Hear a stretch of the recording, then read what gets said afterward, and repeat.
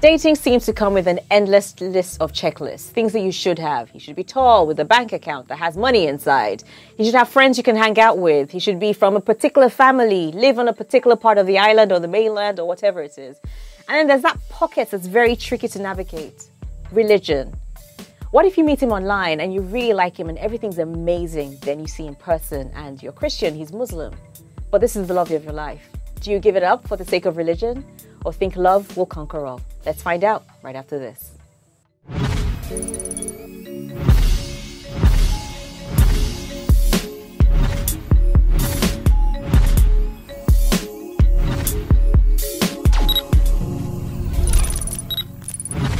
Welcome to Love Lounge. Now, if you're one of those people that are in those kind of workplaces where even in the morning you wake up, you're with your colleagues and you have to pray to open the day, you'll definitely admit that religion plays a key role in Nigerian society in everything that we do. And what happens when you're trying to date someone? How important is religion to the person that you're dating and saying, yes, let's make this happen? And so I'm happy that you've joined me here today, Christopher, and the man who's all about love himself. He sells love for a living. He is love. In fact, Cupid doesn't have anything on you. You're the capital. That's why I wore red. You know what I'm saying? Thanks very much for coming in today, Femi. So how important do you think it is to have the right person who shares the same religious beliefs as you in a relationship, Christopher? Well, I think that it's down to how important religion is to you as a person. Is it a part of your core? Is it something that defines your everyday? If it isn't, then you find that it's not such a big deal. But for people who are clearly defined by their Christianity or their being a Muslim, it becomes difficult for them to say, I'm going to marry someone from a different religion, because it's just a gray area I find difficult to really navigate for many people. Mm-hmm. Yeah. But if you're a very spiritual person, and then the person you're dating is Hindu or Jewish or whatever, does that really matter? Because the spirituality, at the end of the day, the principles are the same. Don't kill, don't steal, don't be an adulterer. Can't you just live with that? Can we all not just get along? I mean, for me, I believe it's the same God we're all praying to. But it's a deal breaker. It's really a deal breaker. Why? It's a deal breaker. I say that is... It now comes down to, it's not just about the relationship. I mean, you guys can be courting each other, but when you get married and you have children, which religion? That's where it becomes tricky. So I think it's a deal breaker. We see a lot of people, Muslim and Christians get married now more than ever, actually. Back then wasn't just a few, but now you have more of that. And the reason why is because people are starting to understand it's not just about your religion, it's about the love and everything like that. But at the end of the day, it's still about that religion. Well, some people are religious by name only, but not by belief. And the belief system is more important. I'd like us to talk more about that right after this. If you are someone who is in a mixed marriage, i.e. one of you you don't go to the same church or whatever it is, I'd definitely like to hear from you this episode. Please send us a message right now. We're on Facebook, we're on Twitter, we're on Instagram. This is Love Lounge, and we'll be right back after this.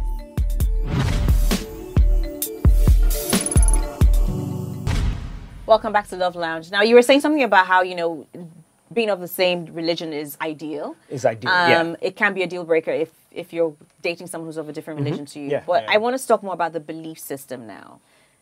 I mean, the belief system, I've actually heard some people that, both Christian, but they go to different... Yeah. And it's like war.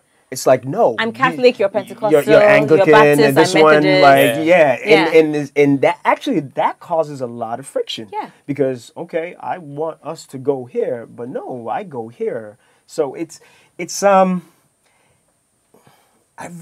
for me, it's about what you believe in. Okay. And how you both define what you believe in.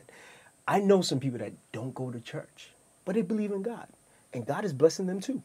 And I think we play a lot of we're playing religion itself. It's almost like we're playing kind of politics a bit. if you understand what I'm saying. So I really feel it's at the end of the day, it's really up to you guys. I mean, you both have different beliefs, but where's the middle ground? Okay. And the middle ground is we both believe in God. We believe there's a higher power. We believe there's something bigger than us. I think that's what it is. And once you both believe in that, I think you can then come to a common ground. Mm-hmm. Okay, maybe we go to your church this Sunday. because the truth is, most of these pastors are preaching the same thing. It's just about how they're delivering the message. I mean, at the end of the day, you go to that pastor, love your neighbor. You go to that pastor, you know what? That guy down the street, hug him. It's the same thing. Love your neighbor. So it's just, you just have to find what makes your relationship click and just go with it, man. That's it. Just go Now, with what it. about people who, I mean, they have to go to the pastor and they're doing things like counseling and they need to be in church every day for, I mean, every week for 6 months. Then you can't necessarily be here this week and then go to your partners the next week. And when you're trying to get married, for instance, if he's Catholic and his family wants the wedding to happen in his church, again, you can't then say, well, I'm actually, but then you're then doing the ceremony at that church on the day. But I've seen situations where once they're married, the wife then has to go to the husband's church. She has to leave her own church, wherever that was, and follow the husband's It's kind of faith. expected. It's kind of expected. It's kind of, I know there's two guys here, there's one of you. That's just the way it is. It's like when you leave your parents' home, especially the woman, you take on a lot of the things that the man does. You take on the whole belief, going to church and everything. That's just the way it's been since kind of beginning of time. I feel when you look at it from the perspective of the woman, in many cases, they already kind of consciously believe that this is how it's going to be. Okay. We have some women who say, you know what, I still love my church and I want to be part of, I still want to remain. And I believe that marriages are dynamic relationships and things will change definitely as you go along the line. And so I personally have learned to not give marriage a one-size-fits-all approach.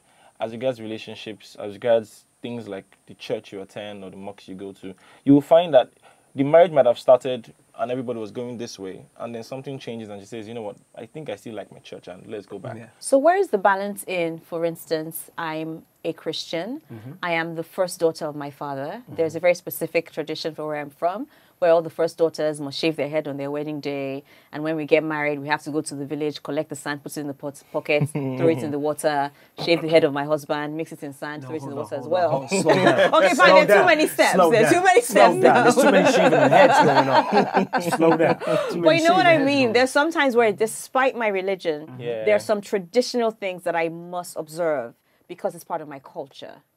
Where does that fit in, or how do you introduce that to a partner? Someone who's not from the same village or town or whatever as you, who's also maybe not even of the same religion as you, and then they've accepted your religion, and then on one morning you just say, oh, by the way, we now have a son. Where I'm from, the first son must go to the shrine and do blah, blah, blah. But we never do anything else. Oh, it's not fetish, it's just, this is my culture. It's not fetish. It's, I believe in culture. I believe that's what makes us rich than a lot of other people around the world. Yeah. And we're losing too much of that. I think there's some things you could just, so you have to shave your head, But right? it depends on the meaning that goes into It depends that on the thing. meaning of it too. Okay. But if it's just, it's because it's the first son, you're the first daughter, and this is what's been doing, it's how you also sit down with your partner and explain it. Okay. But I really believe that we're losing too much of our tradition in itself. So I think for me, it's fine. I mean, just wear a wig on.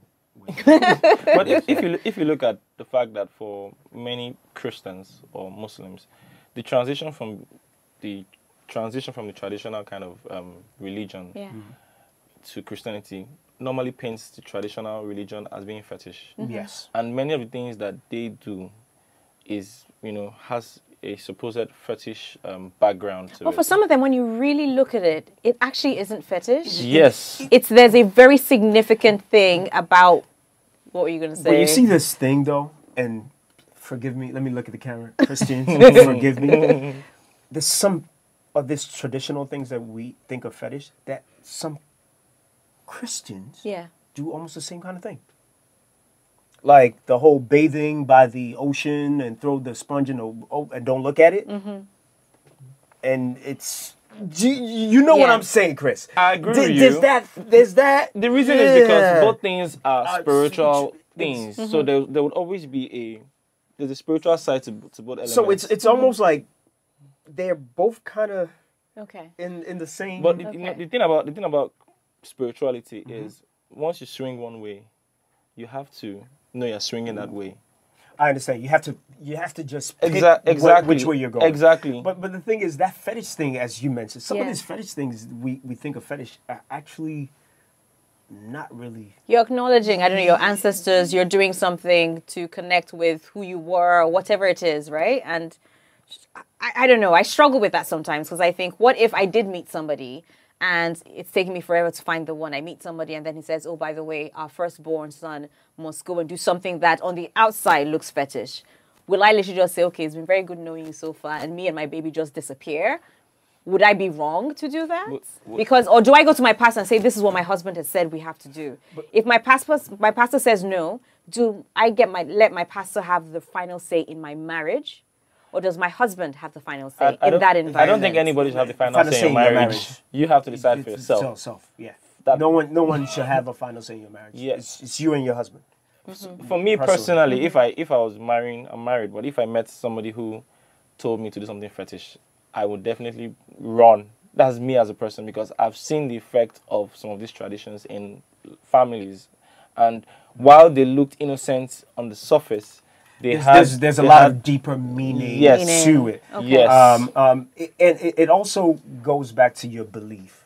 Like, what do you really believe in? If you have a very weak belief, chances are you might just fall that You way. swing for anything, Okay. yeah. You might just swing for anything. But if you have a strong belief and you know that you believe in God, then it's open from there. So we're married. Uh-huh. We go to the same church.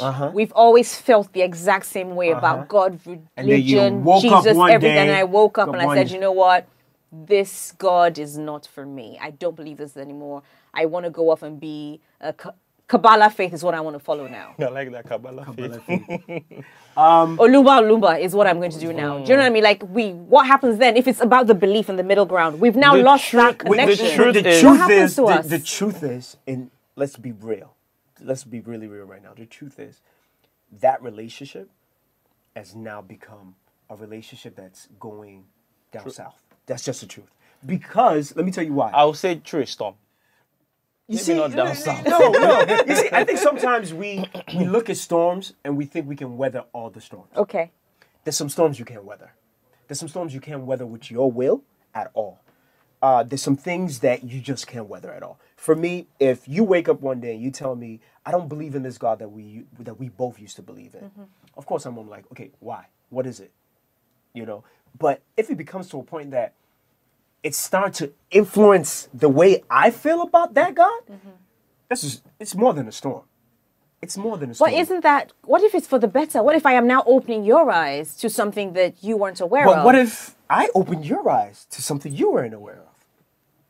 Because, do you understand? It goes both ways. Okay, now you feel like, oh, I'm opening, this God that we talk about, I don't see him the same way. And then now I'm telling you no. Because maybe the way you don't see him the same way because you were not even thinking about him the right way to begin with. Okay. So now that I'm giving that to you, it's going back and forth. So as long as we have the opportunity to open up conversation, can we still stay in this relationship or marriage, whatever it is? As long as the discourse is there. Once you're already in marriage. You should fight for it. You should fight for it. You should fight you for should it. never fight for it. And then the beauty about this is you've opened the communication. There's some people that stop believing in God and don't say anything.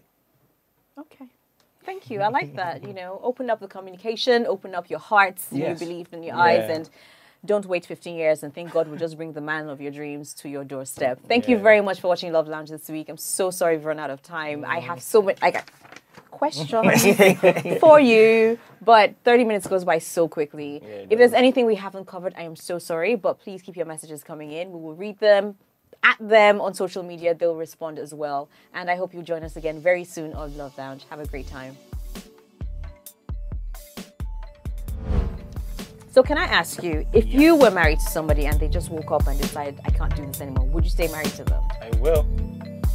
Wait, hoping that you'll bring them around? I will. Hoping I'll bring them around, yes. What Hoping. about you?